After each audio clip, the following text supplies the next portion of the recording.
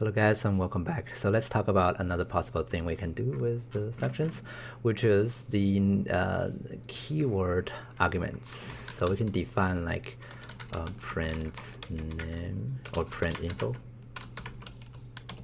Okay, and then we can type in two asterisks, and then we can type in like the argument name. Let's call it info. Okay, and then a column here. So by the way, this argument can also be whatever, like GG, and you can just also name type in GG here, and it's gonna work. Okay. Oops. I think it's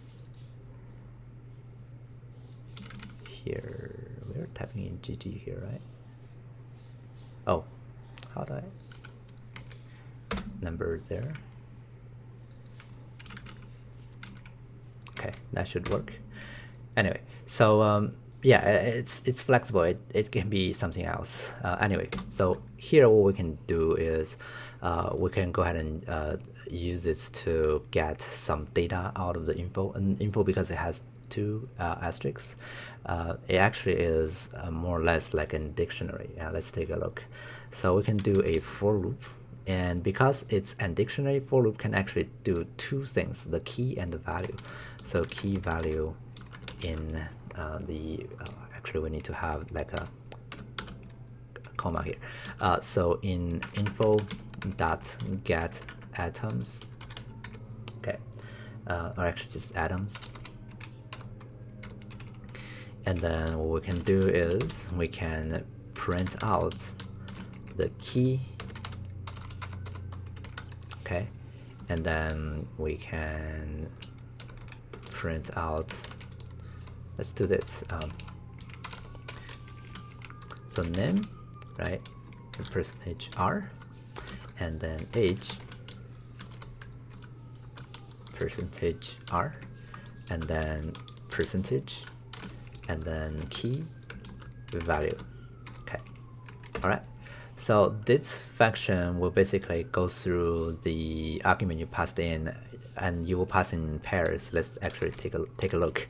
So let's call print info, and then we can say Tad equals to 25 and Amanda equals to 23, and run this. You can see it's printing Tad age 25 and Amanda age 23.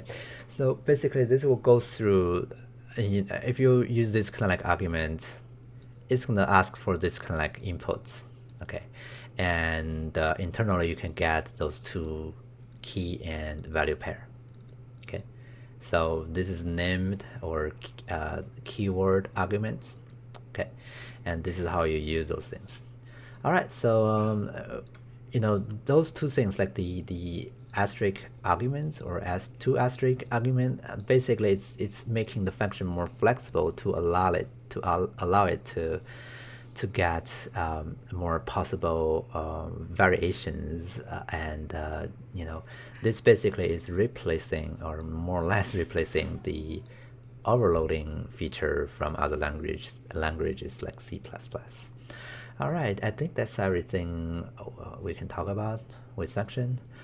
Just to be aware of though, like you can define a function like do nothing, and then you can just return, and this is a function, and it's not gonna do anything, okay, and it doesn't take any argument. It's returning nothing, so you can call it, but it's not doing anything, okay, and you do need to have this return, otherwise the function doesn't have a body. It's going to complain about that.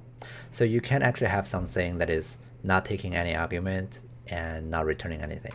So you can print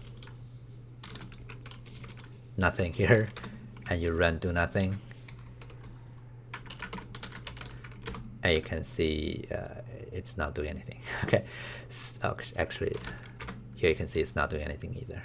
So yeah, a function can be defined without having any argument input if this is empty, and you can also have no return, just do something internally. All right, that's going to be it for the function parts. Let's move ahead and learn some more stuff.